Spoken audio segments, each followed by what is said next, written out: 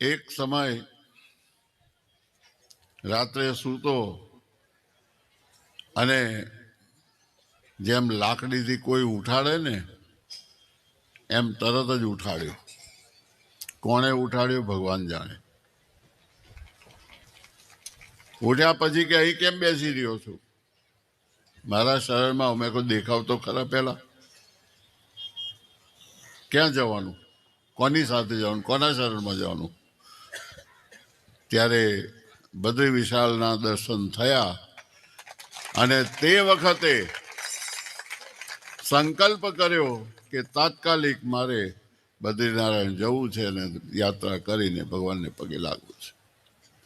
લાલજી મહારાજ સાક્ષી છે. એ કે આપણે ગુરુ પૂનમ પછી જઈએ. મેં કોઈ તમારે આવવું હોય તો આવજો, ના આવવું હોય તો રહેવા દો.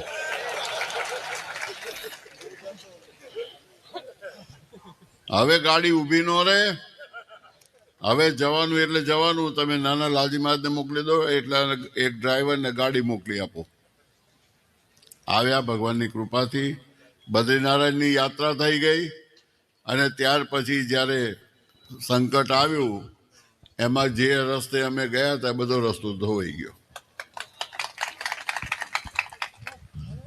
આ એક પ્રસંગ.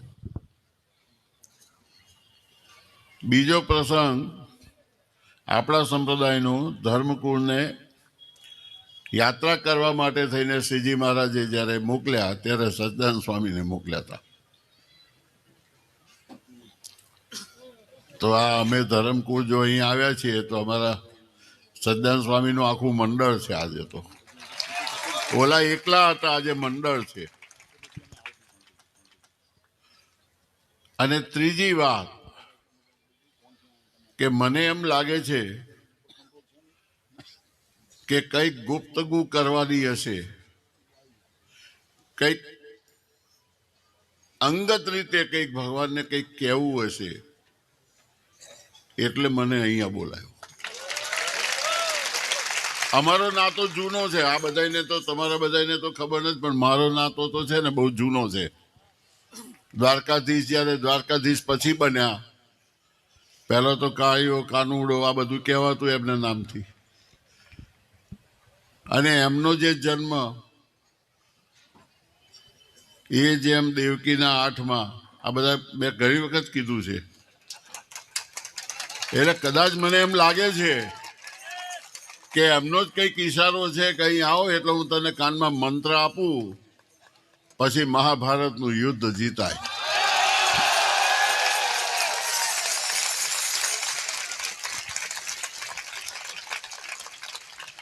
તમે તાળી પાડવાનું ઓછું રાખો. તમે શાની તાળી પાડી અત્યારે? મહાભારતનું યુદ્ધ જીતા એમ મેં કીધું. મહાભારતનું યુદ્ધ જીતવા માટે થઈને શું કર્યું હતું એનો આગળનો પ્રસંગ યાદ કરો. દ્વારકાપુરીની અંદર બંને પક્ષો આવ્યા.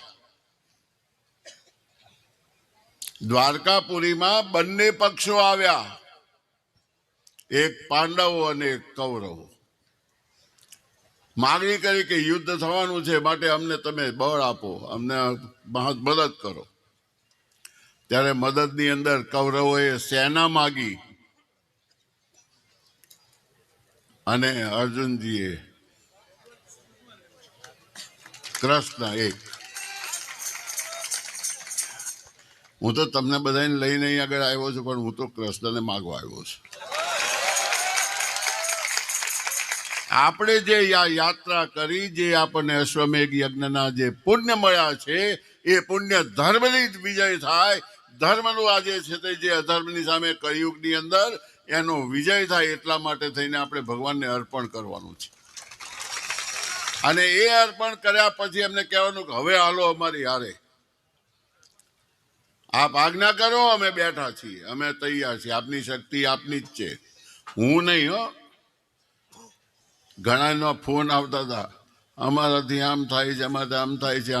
મેં કહ્યું પહેલા જે હુંકારો હતો ને હુંકારો કાઢી નાખો. તમે ભગવાનને પ્રાર્થના કરો, ભગવાન તમે હલાવશો તો હાલશું, નહીં હલાવો તો નહીં હાલીએ, બેસી જઈશું ગાડીમાં.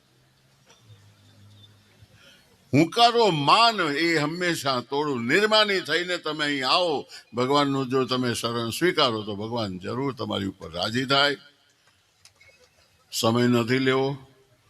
ઘડિયાળની કાંટાને થોડો ચોંટાડી દીધો, પણ હવે ચાલુ કરી દઉં છું. આગળ આપણે ભગવાનની મર્યાદા છે.